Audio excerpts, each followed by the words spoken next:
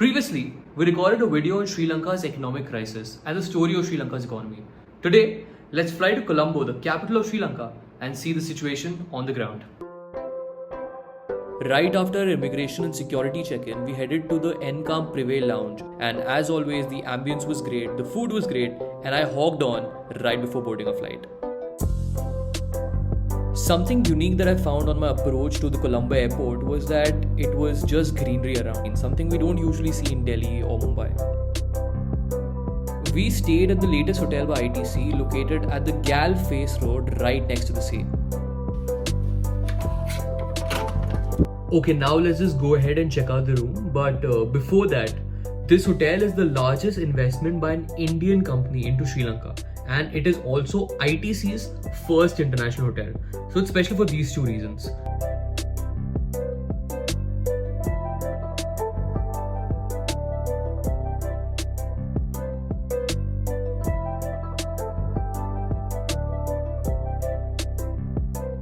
From the balcony of our suite, we could see Port City Colombo, which is a multi-service special economic zone, and they aim to make it something like Dubai. Something about it? It is being developed by the Chinese Harbour Engineering Company, which is also a subsidiary of China Communication Construction Company led by the government of China. In all, Sri Lanka today has very close relationships with China in general. The roads in the country were really good, and in general the city was very neat and tidy. But it was also evident that they did spend a lot of money on flashy infrastructure, the way I pointed out in my previous video. We first went to the Gyan Ramaya temple, which is one of the most important and famous temples in Colombo, and it is famous for its mix of modern and cultural architecture. हाँ, Wikipedia से देख के बोला है. After the Gyan Ramaya temple, we headed to the Colombo National Museum. The charges were 1200 LKR for foreigners, much more than that for locals. The three themes of this museum were essentially evolution of humanity, Buddhism and Hinduism, and a tad bit about Sri Lanka like ceramics, currency, arts and craft and so forth. I was bored in no time and I spent most of the time just checking stock prices. This was Colombo's Peta market, and it was filled with Indian autos, or tuk-tuks as they call it, of Bajaj and TVS. Next we went to Colombo's Lotus Tower, which offered incredible views of the city. But this tower has also been plagued with a lot of allegations of corruption and has been built on Chinese debt.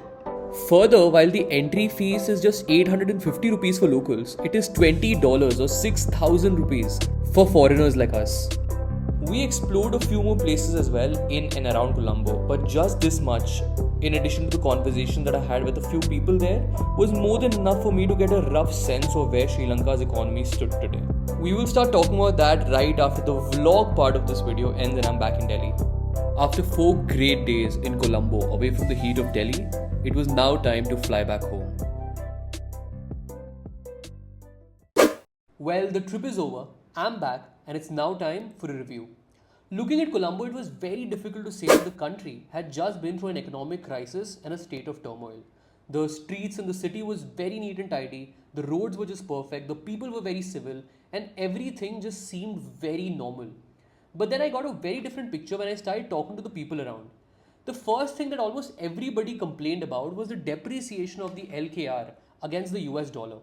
While one US dollar was equal to 200 LKR approximately in Feb 2022, it fell all the way to nearly 400 rupees by November of the same year. That is a depreciation of nearly 2 times. And while the situation has improved relatively since then, it still stands at 300 rupees. In fact, a little over 300 rupees. Further, what I found really surprising is that I barely found any new cars on the streets. And when I inquired about this, I got to know that the Sri Lankan government had banned the import of new cars and 300 other products ever since their currency started to depreciate and after their foreign reserves fell to a great degree, right around the crisis in 2022. Other than that, there was in general a lot of frustration amongst the people against the government in power. And a lot of them said that it is corruption that is to be blamed for the current situation of the Sri Lankan economy and in general the crisis that they had just faced. But overall, they all believed that situation was getting better and things were in general right on track now. Tourists are back, the economy has started to show signs of a rebound, and the currency has recovered as well. And I would assume that as a lower interest rate regime comes in, the situation in Sri Lanka would become a lot better. But who knows if I'm right? Only time will tell. But for now, if you like this video, do hit the like button and do subscribe to Finance with YRK. It really means a lot, and do also check us out on Instagram for more regular updates. I hope you found this useful. See you later.